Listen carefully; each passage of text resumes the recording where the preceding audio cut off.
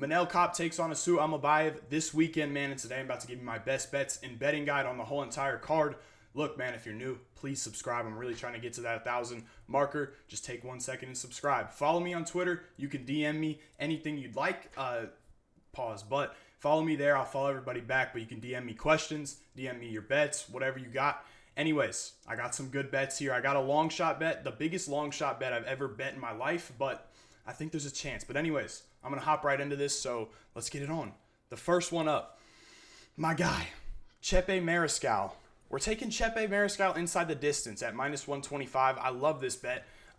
You got one guy who is an absolute dog in the octagon in Chepe Mariscal, and you got a guy who has some quitting tendencies, who is a quitter. I'm not going to lie. So usually doesn't go well for the quitter, and it's not going to go well this time. Ricardo Ramos needs a Hail Mary to win this fight, a spinning elbow or some stupid submission to beat Chepe Mariscal. I don't see it happening, and Ricardo Ramos has lost one fight by a decision, I think. One fight by a decision. The rest of his losses are coming via TKO or submission. That's why I like this fight inside the distance. Now, Mariscal is coming off a couple decision wins versus some tough guys. Damon Jackson, as well as Morgan Charrier, tough, good athlete, young guy, great fighter. And Trevor Peek, who's as durable as anybody, right? And I think Mariscal gets it done here. I think the first round, we'll get outside the first, but as this fight goes on, I think that Mariscal is going to push the pace, ground and pound, maybe find a submission, but I think that Mariscal gets this one done inside the distance. No doubt in my mind that this guy is going to come out here and look for the finish. This is a complete mismatch, and Mariscal is not only going to win, he's going to finish this fight. I like him -125 inside the distance. You can parlay it if you want. I'm playing it straight up at -125. I think that's very solid odds, so I'll take my chances here in Chepe to finish this guy and finish this quitter. So let's go to the next one.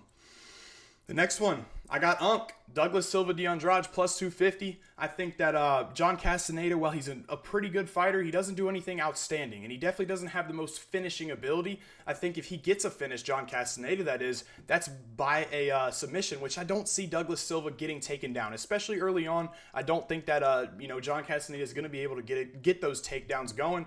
I think that Silva, man, he's powerful. He is tough as hell. He's very durable. Never been finished in his career. And the guy hits hard. He's still fast. He's still dangerous. I think that he has a possibility to get the finish here.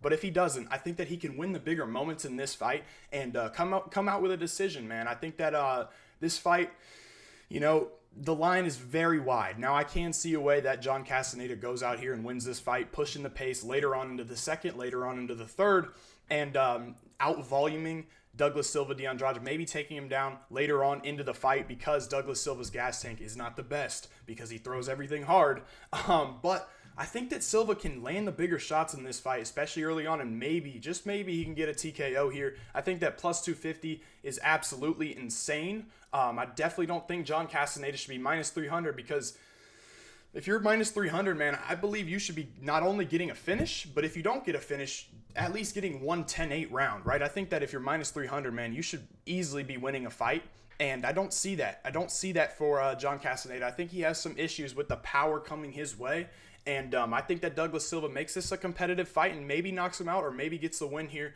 I like Douglas Silva at +250. I'm going with the 39-year-old to get it done. So bit of a risky one, but I think +250 is absolutely insane. So we'll move on to the next one.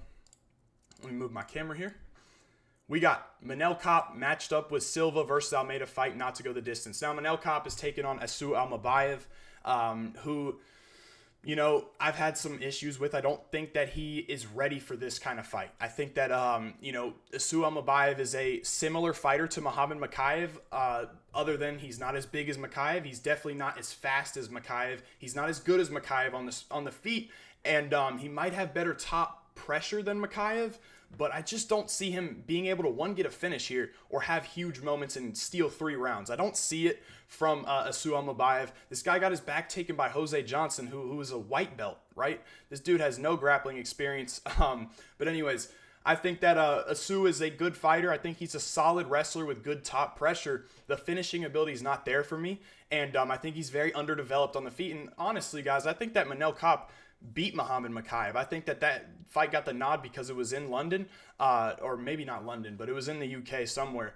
And Manel Kape ended up getting the loss there, but I actually thought that he beat Muhammad Mokaev. It was a close fight, but Mokaev cheated in that fight. It probably should have gotten a point taken there, but I think that Manel Kape gets this fight done, and I think he possibly gets a finish. I really like the mindset of Manel Kape now. He seems very, very focused. Now, he does play around in the octagon a lot, which I don't like, but I think that his talent is above Asu Almabayev's by so much. His athleticism, his striking, his hips, his speed. I think that he is the much, much better fighter here. And I think that he's going to get this one done. And I think he's got a possibility to get a finish here. But I think it's either a finish or a 49-46. Maybe Almabayev gets him down maybe in the second. But I think that Manel cruises here. Possibly, like I said, gets a finish. But what I'm matching it up with, a violence fight. A very violent fight between fighters that are violent, man. Danny Silva, great boxer, great pressure, and heavy hands. Lucas Almeida, very dangerous. Very, very dangerous. Decent submission game, but not the best. But he wants to do his work on the feet. Now, I am picking Danny Silva to win this fight, and that's only because I don't like Almeida's defense. Because I think his head is on the center line way too much. I think that Silva can capitalize on that, drop a big right hand or left, and finish the fight there. If not, I think that Almeida can definitely knock Silva out because this guy cracks, man. He hits really damn hard, and I think this is a violent fight. Fight not to go the distance. I believe I got it at -150, and I love it, man. I definitely don't see this going the distance. I think we're in for a great fight in this one. Fight of the night for me, personally, and I absolutely love this parlay. I think it's going to smack for sure. But anyways, let's move on to the next one, which is one I'm playing a little bit low here. Cody Brundage versus Julian Marquez under 1.5 at -140. I kind of feel like this is a little bit of a trap. But I think that both of these guys can finish the fight early on. I think that Julian Marquez, while he's been knocked out 3 times in a row, he is a guy who is going to have the better cardio here. He's going to have the more dog inside of him, and Julian Marquez is a dog. He just has a bad chin. Now, Cody Brundage can get the knockout early on into this fight. I have no doubt about it. But Cody Brundage is a quitter. I really don't like the guy. Because he is the definition of a quitter. He sprints and fights, and then once he goes through any little bit of adversity, it's over. He quits. And Marquez, I don't think he'll get the knockout here, but I do think that if Brundage takes Marquez down, Marquez reverses the position, gets a submission here early on, maybe late into that first round around the 1 minute mark, and maybe early on into the second as well. And I think that this fight gets finished early on. Brundage obviously is a guy who can finish the fight very early, but if it gets extended, I think that Marquez is going to wrap him up in some sort of submission or knock him out. Hopefully a knockout, so Brundage is gone from the UFC. I'm sick of seeing him, but I absolutely love this bet, and I definitely am excited for this fight just because I think there's going to probably be a finish here. So I will go with the under 1.5 at -140. Like I said before, this is one I'm not playing very, very highly, but I like this. So that is going to be my 4th one now. Let me prepare you for this last one. This is a +2,000 prop. And I actually have an explanation on how it can hit +2,000. You rarely get to see that kind of number, but I actually have an explanation here, and I think we might be able to get it. It's cheeky. It's definitely risky, of course. It's +2,000, but I think this can happen. Let's go to it. It's going to be William Gomis by submission. I really don't like William Gomis because I think he's a guy who doesn't take any chances in the octagon and doesn't look to finish fights often. But I put a but behind that.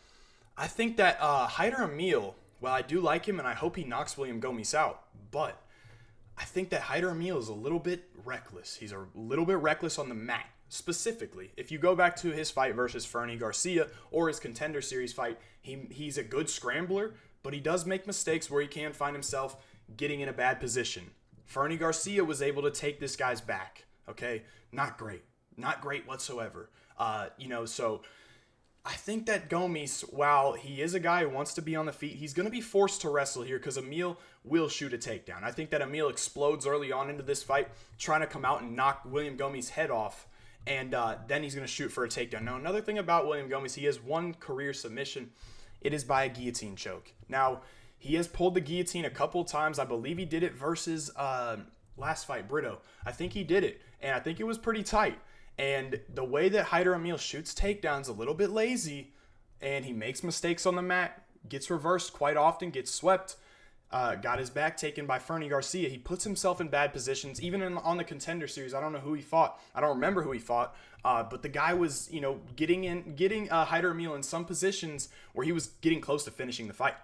And I don't think that William Gomis is some submission artist, I know, but I think that it's a possibility. And the only bad thing about this is Hyder Emil is such a dog that he won't tap out. So he'll probably go to sleep if this happens or a limb is broken.